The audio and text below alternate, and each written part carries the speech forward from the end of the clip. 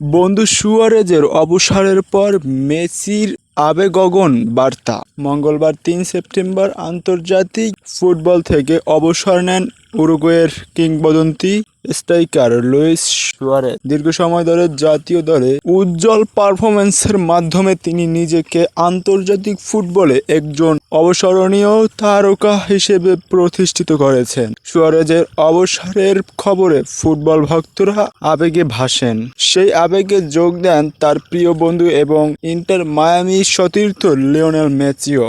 আর্জেন্টিনার হয়ে বিশ্বকাপ জয়ী সময়ের অন্যতম সেরা ফুটবল তারকা সুয়ারেজকে ঘিরে একটি আবেগময় বার্তা ইনস্টাগ্রামে পোস্ট করেন।